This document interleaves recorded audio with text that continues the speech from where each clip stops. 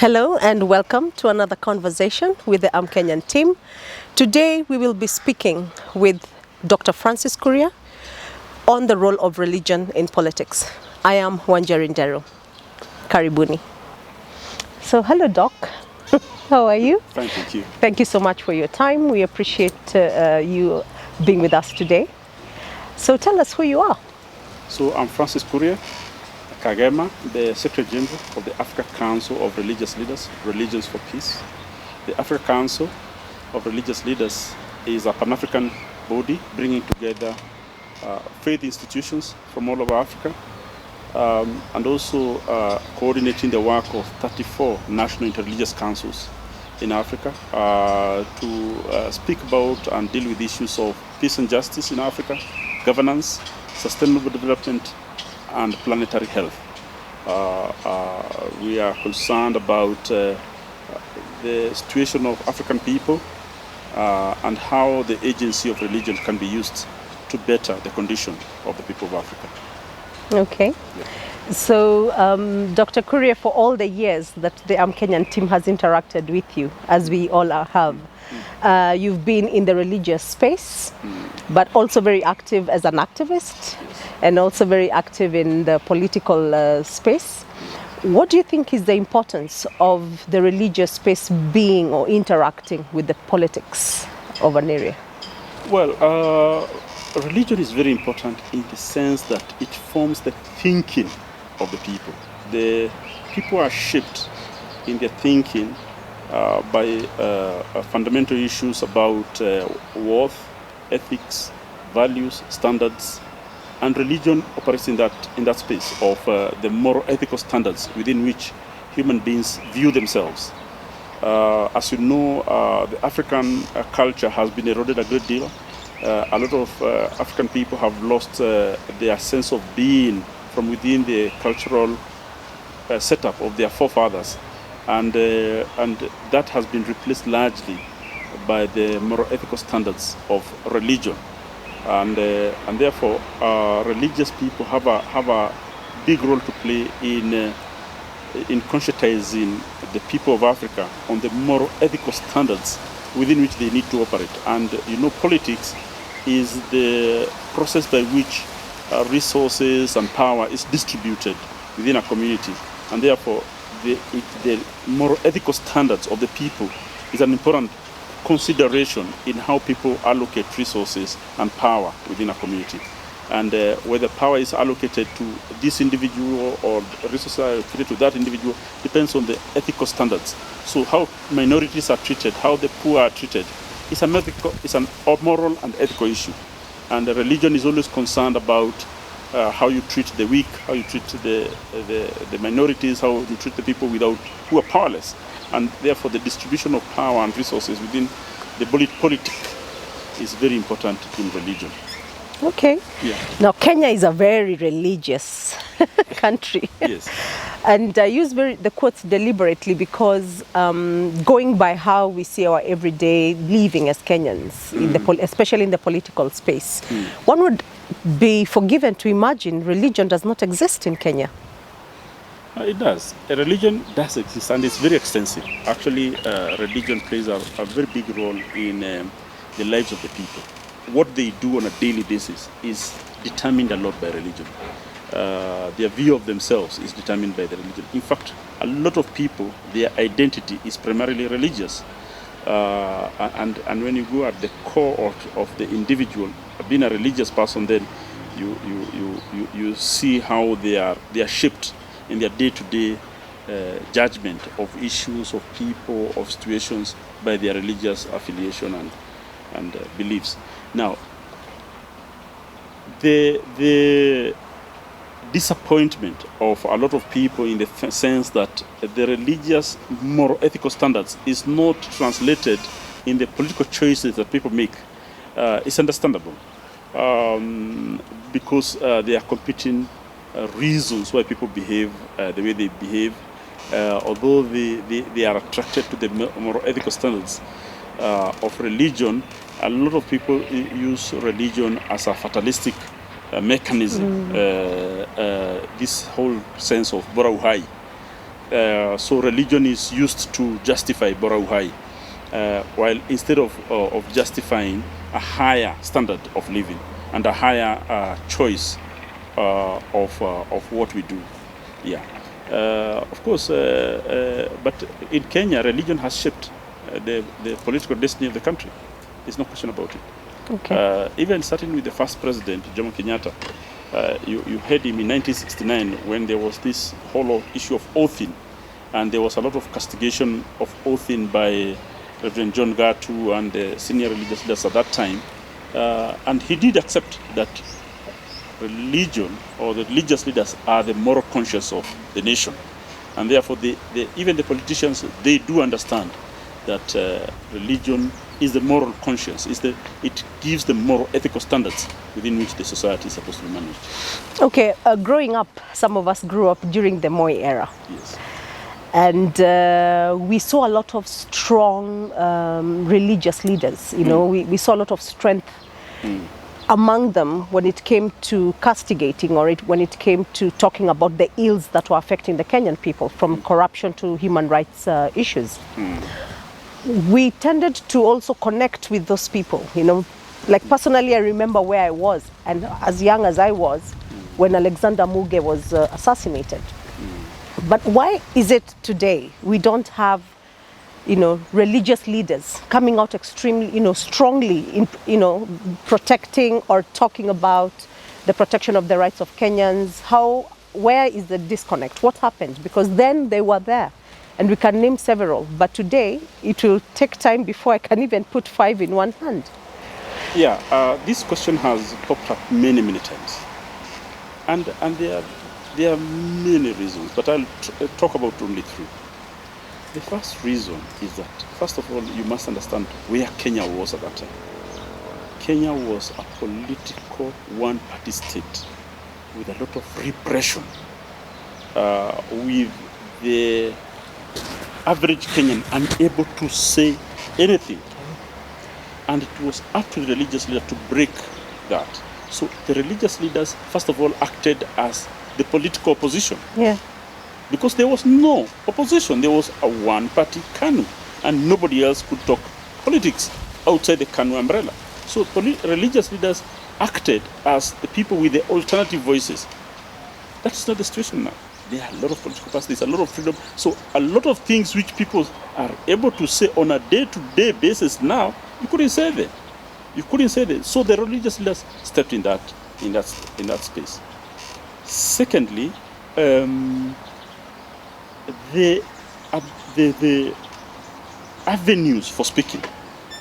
You would find that political organization was completely muzzled. You could not organize politically, and you could not organize, even if there was only one KBC radio station, one TV station. So there was no space for talking. Leave alone the fact that you could not organize politically. There was no place to talk. So the only place to talk was in the church. Was in the religious circles. So this is the only space where you could talk and you don't get clobbered. And therefore, the religious leaders became the opposition. They are the only alternative voice. And also, they also had the only space in which you could talk. Okay?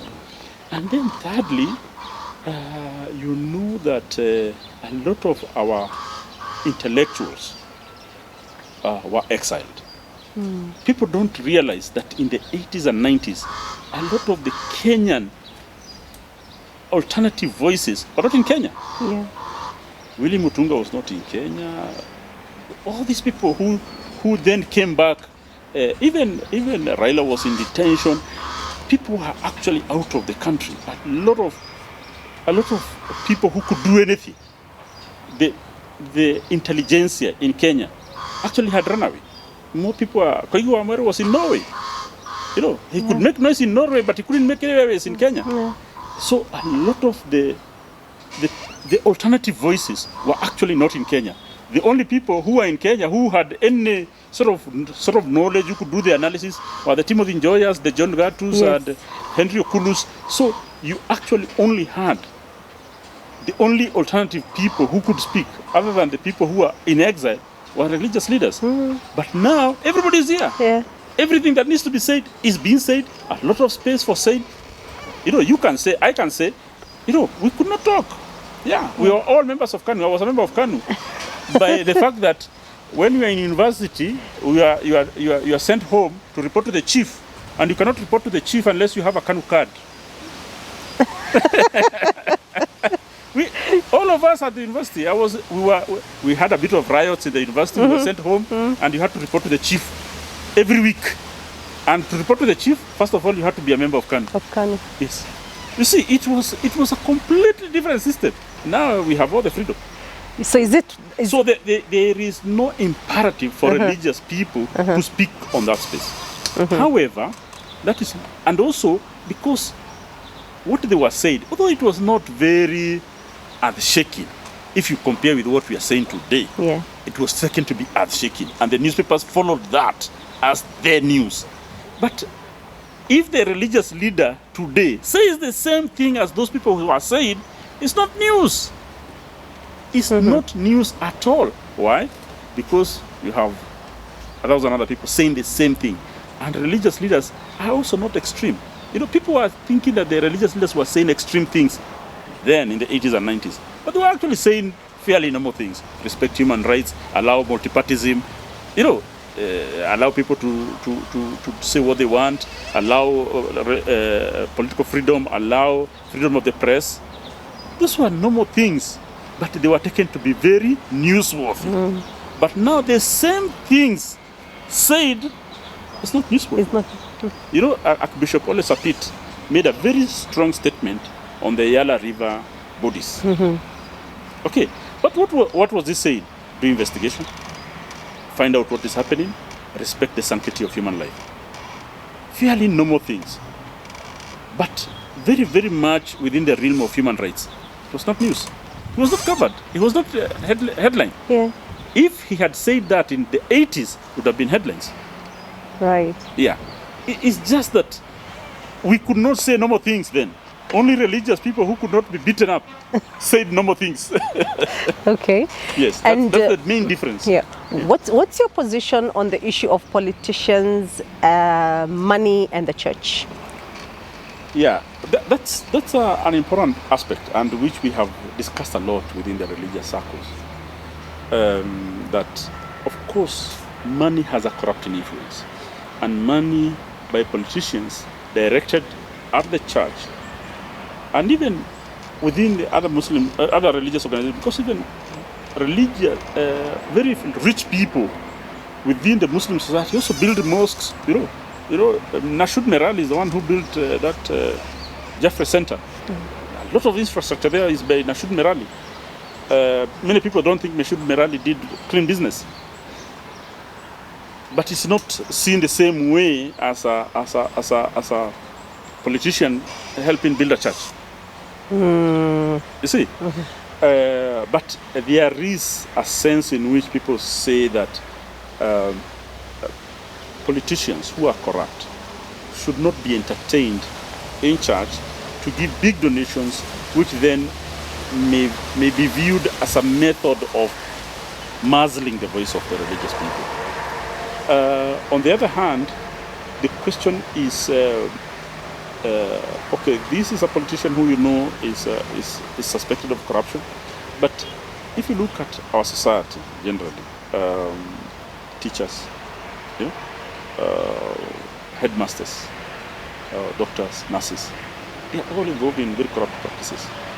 So that nurse who steals medicine or who turns a blind eye as medicine is taken from the ward and she's given a small something and then goes to donating in her chama or in her small Christian community.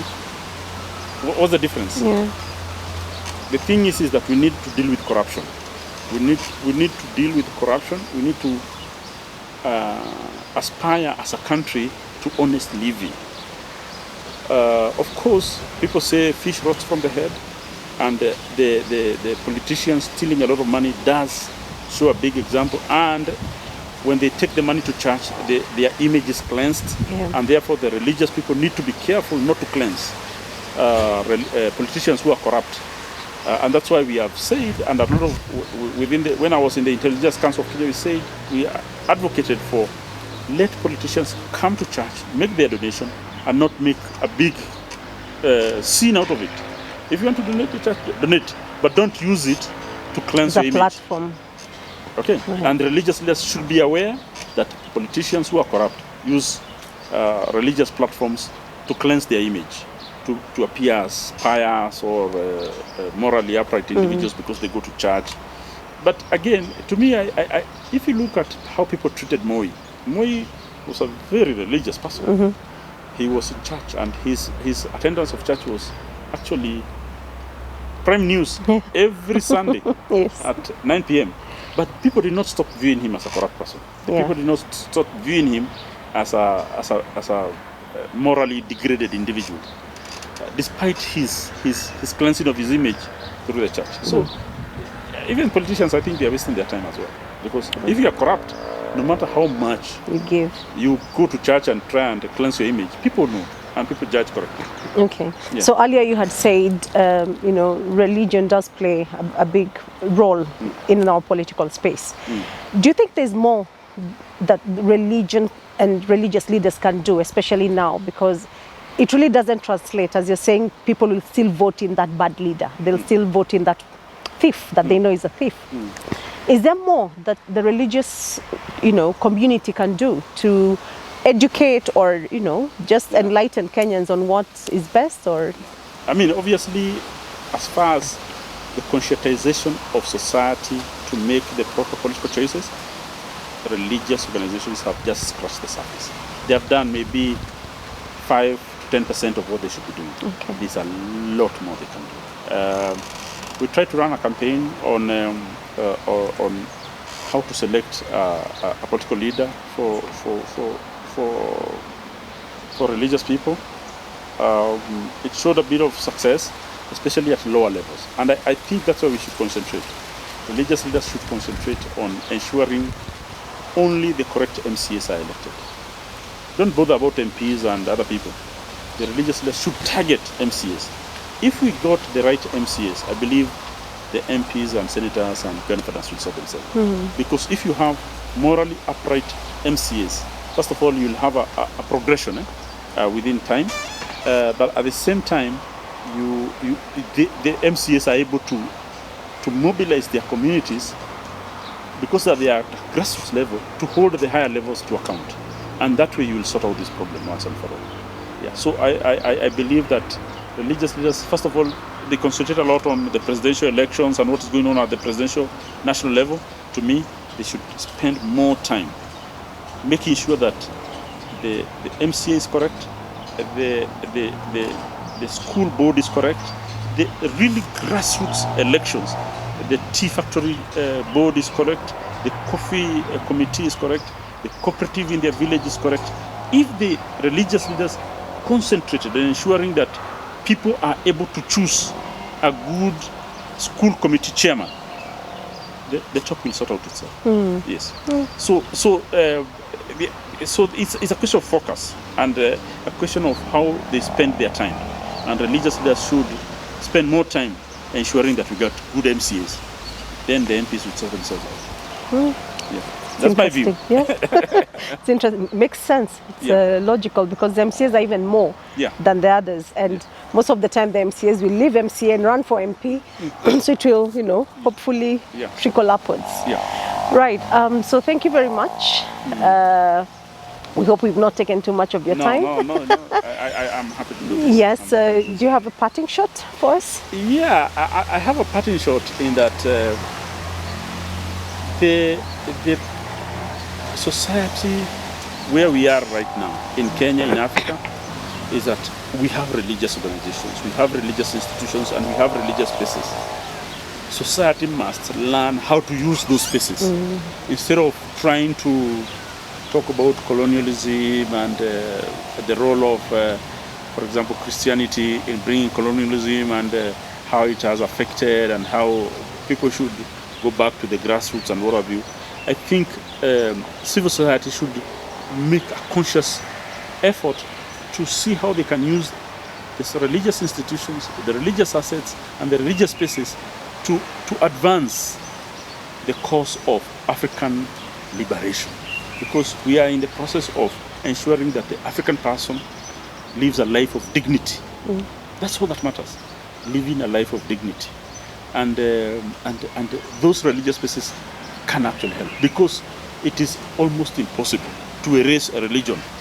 To say that we will make sure that Christianity doesn't exist or Islam doesn't exist in Africa, that is not possible. Yeah, and therefore, this is what we have. Make use of it. How do you make sure that the African person lives life of dignity using the assets available to African civil society players right now?